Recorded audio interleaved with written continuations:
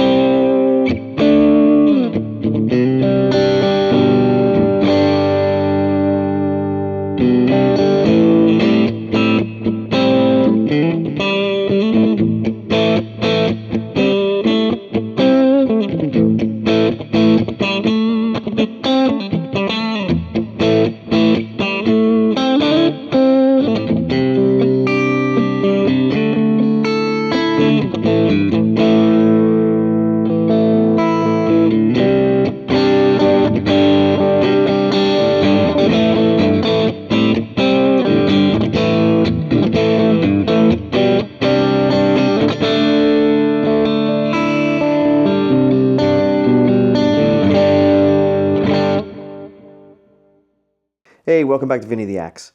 So this week was New Guitar Day, and I got a Nash S-63 S-type guitar, and I did an unboxing, and then I decided to do just a quick little demo and talk about the guitar a little bit. So now, I've owned several Nashes over the years. I've probably had 3 of the S-style guitars. I've had a couple of 57s, S57s, and an S63 hardtail, I think, at one time, and a couple of tellies. One was like a double fat telly, and the other one was like a proper telly that I had bought for my wife. Of course, I'm always wheeling and dealing and selling and trading back and forth, so sometimes the Nashes don't stay long. I did have a purple or like a lavender Nash, an S63, but it was an HSS, and that was a fantastic guitar, and I should have never sold it. It was a little heavy. It was like 8.5 pounds, but it was quite the guitar. But I just recently sold my friend their custom shop guitar, and then I was looking for, and that was an HSS, and I just did a video on a Keeley that's an HSS that I have. So I decided that the only thing that's not in the herd at the moment is a 3 single coil S-type, Strat-type guitar. So I started looking around for another option, and then I just like, let me go look at Nash again. And sure enough, I found this guy from Browne's Guitars in Connecticut, and this is a British racing green. And this is not like one of their normal colors. Usually, like the couple of Strats that I had one non-hardtail, one hardtail. They were both blue, like a Sonic blue, and one was a Daphne blue, I think. If I'm not mistaken, one was a purplish lavender kind of color, which was really cool, and that was kind of like a limited color. You don't normally see that. And then when I saw the British racing green, this is the only British racing green one that I've seen in Nash, so I jumped on this. This is an ash body instead of alder, but I was really interested in getting a rosewood fingerboard. I tend to like the rosewood fingerboard on a Strat better than I actually like the maple fingerboard, so I just, I jumped on it, like I said. I'm not a super fan of the super heavy aged. This is a heavy aged model. And, in Fender custom shop terms, this would be like a heavy Relic, right? And each one is different. I like the ones that are like what they call in the Nash world, I think, is light aged or ultra light aged or light aged, which is got some marks on it here and there, but it's nothing like crazy. But, beggars can't be choosers, and sometimes when you find a color that you like, there's the possibility you're not going to find another one. And the other thing is if I didn't jump on this, somebody else was going to snatch it. So I decided to jump on it and grab it. Anyway, so I'll talk about the specs a little bit and what I really like about this guitar. So it's got a 10-inch radius. It has a really heavy block on the tremolo, which I like. It has 6105 frets that were nicely polished. It has a tusk nut, and it has Lollar pickups in it. Now, I love Lollar pickups. For whatever reason, the EQing of those pickups or how they're, the tonality of them, whatever you want to say, jives with my ears. I've never heard a bad Lollar ever. I've had multiple guitars with multiple types of Lollars, and they all sound fantastic. Whether they're P90, single coils, humbuckers, it doesn't matter. I just jive with those pickups. I think they're some of the best ones out there.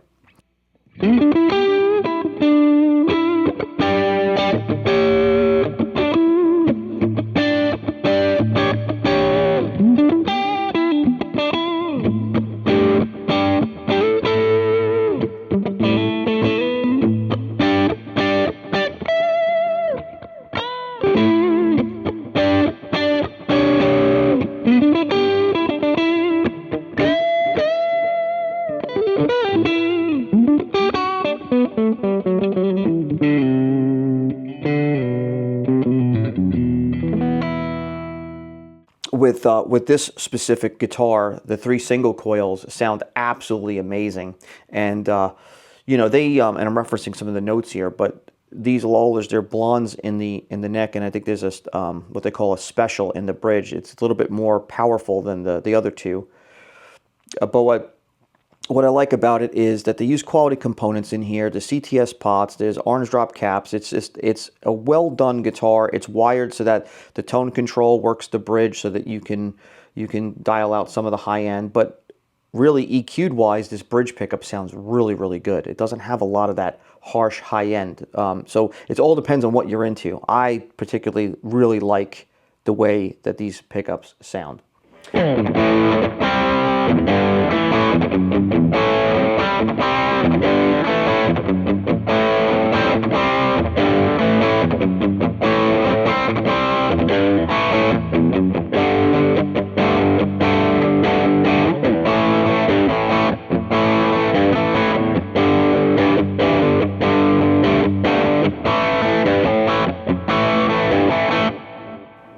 Now the neck has got that worn, lacquered, you know, where the lacquer's been worn off kind of feel, but you know, they may look maybe not as impressive as a Fender custom shop as far as the idea of how the Relic looks, but as far as that goes, let me just be quite honest with you, and this is not a honeymoon phase thing.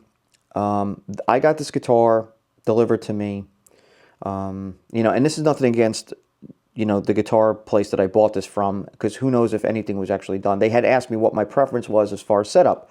So I told them 9-gauge strings, low action, and floating, having the tremolo floating. I'm a big believer in floating trem on a Strat, even though a lot of people are not. And that could be another video on itself. The guitar showed up completely decked to the body.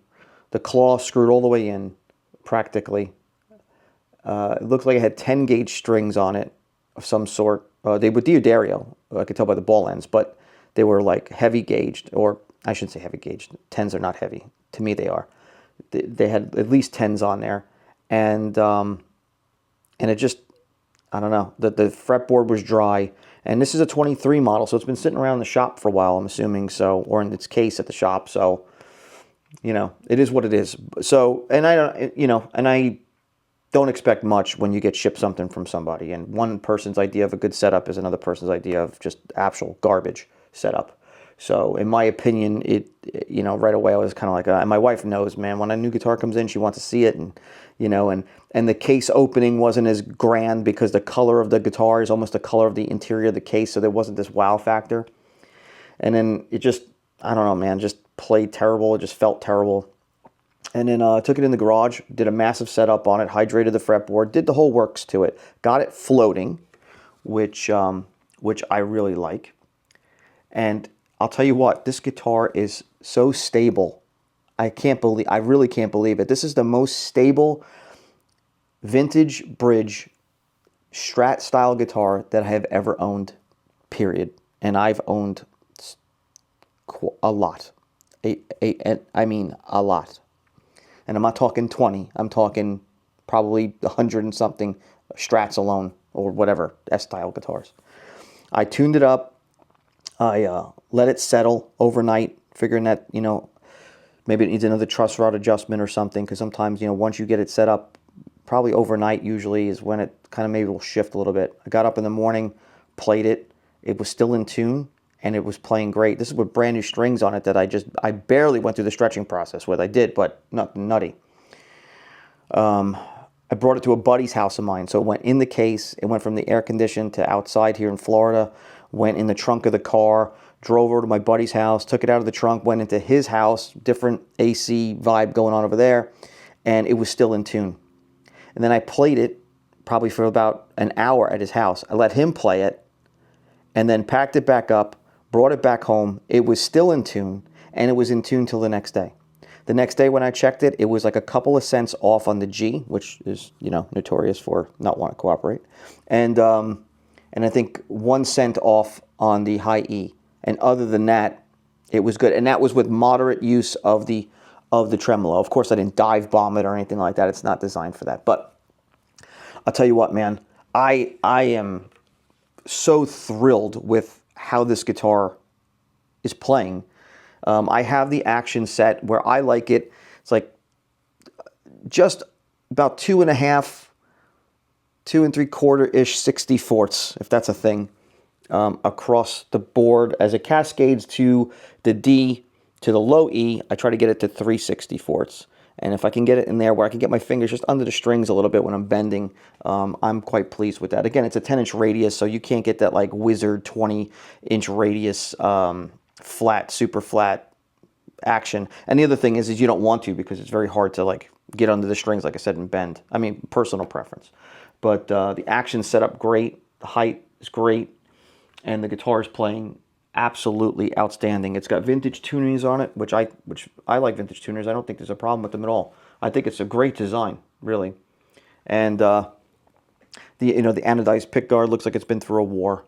So the guitar weighs 7.4 pounds. It's super light, and it has massive resonance. So when you strum this thing, the whole guitar vibrates. Even my buddy, when I brought it over his house, he commented on that. He's like, I feel the whole thing vibrating. I took the back plate off. It does come with the back plate. I always take them off, normally take them off, and put them in the case with the screws and just save them in the event I do sell a guitar or whatever. I have all the stuff with it.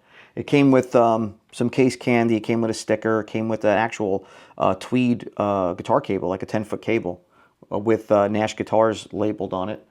What else did it have? A pick, and I think that was pretty much it, and the little card that tells you what the components are. But other than that, it's like pretty much, it's a bare bone Strat. It is what it is, but it is absolutely superb, and I am loving every minute of this thing.